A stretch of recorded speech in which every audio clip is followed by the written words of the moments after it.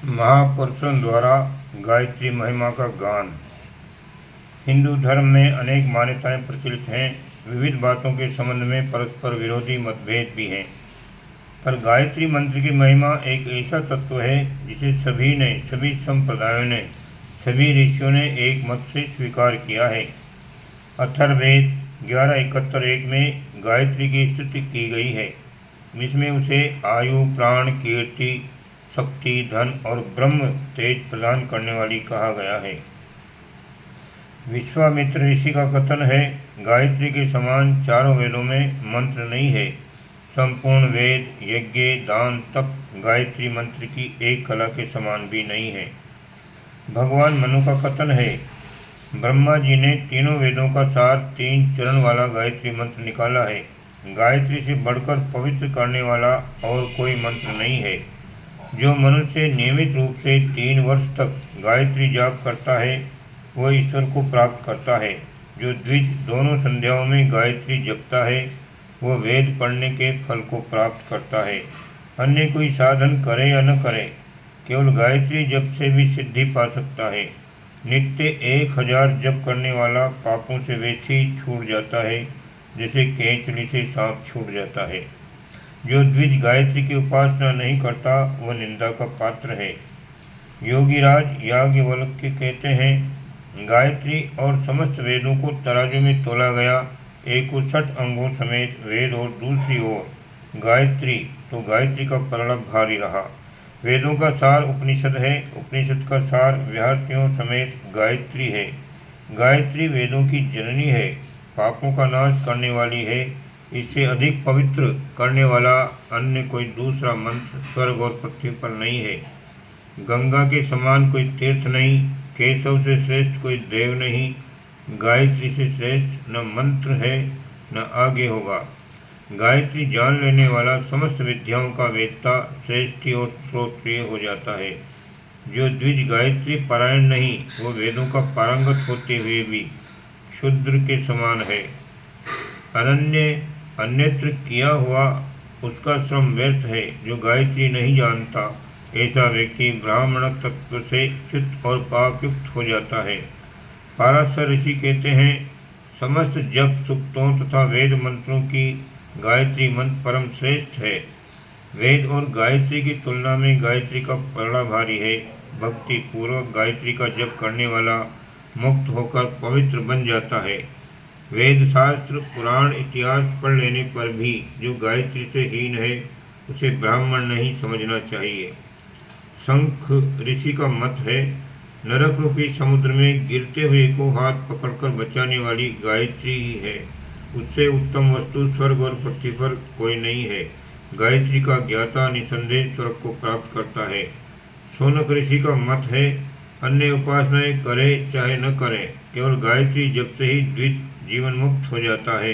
सांसारिक और पारलौकिक समस्त सुखों को पाता है।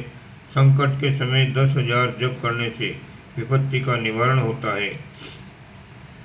अत्रि मुनि कहते हैं, गायत्री आत्मा का परम शोधन करने वाली है। उसके प्रताप से कठिन दोष और दुर्गुणों का परिमार्जन हो जाता है। जो मनुष्य गायत्री तत्व को भली प्रकार समझ लेता है, उसके लिए इस संसार में कोई सुख शेष नहीं रह जाता।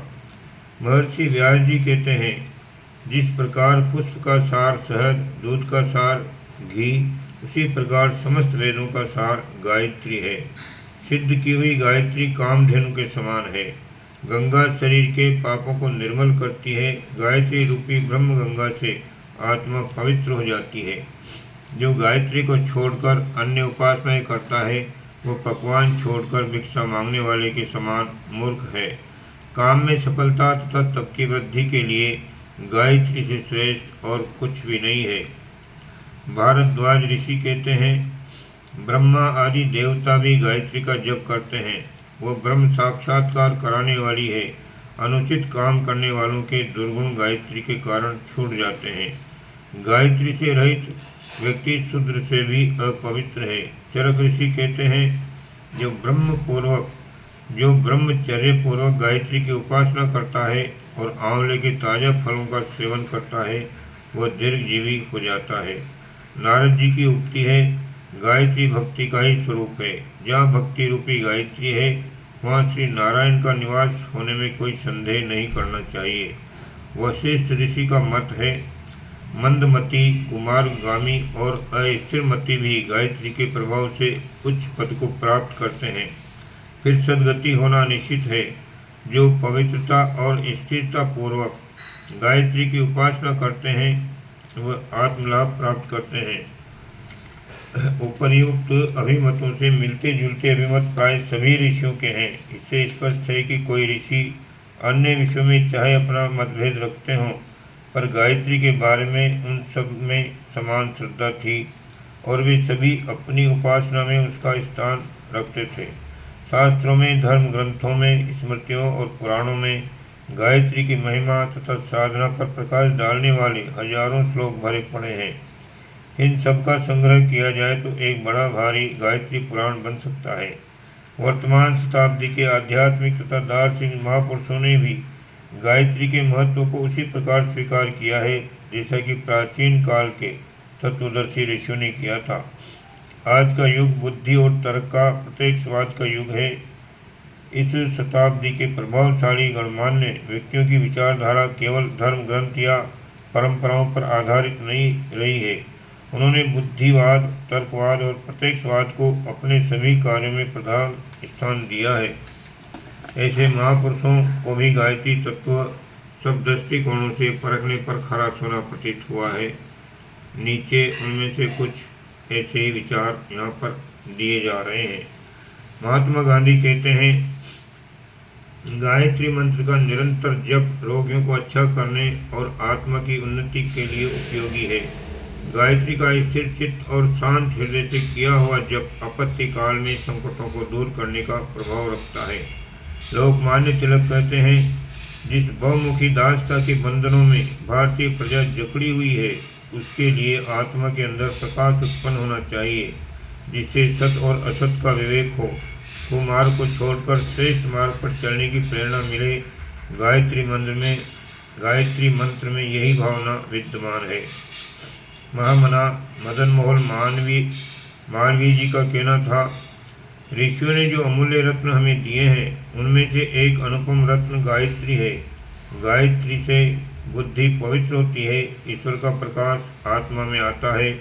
इस प्रकार से असंख्य आत्माओं को भवबंधन से त्राण मिला है। गायत्री में ईश्वर परायणता के भाव उत्पन्न करने की शक्ति है, साथ ही वह भौतिक अभाव को दूर करती है। गायत्री की उपासना ब्राह्मणों के लिए तो अत्यंत आवश्यक है। जो ब्राह्मण गायत्री जप नहीं करता वो अपने कर्तव्य धर्म को छोड़ने का अपराधी होता है।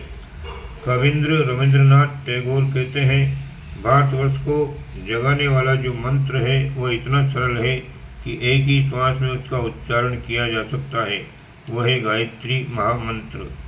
इस पुनीत मंत्र का अभ्यास करने में किसी प्रकार की तार्किक उहापोह, किसी प्रकार के मतभेद अथवा किसी प्रकार के बखेड़े की गुंजाइश नहीं है।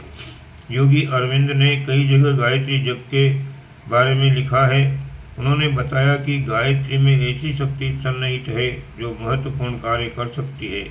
उन्होंने कईयों को साधना के तौर पर गायत्री का जप बताया है।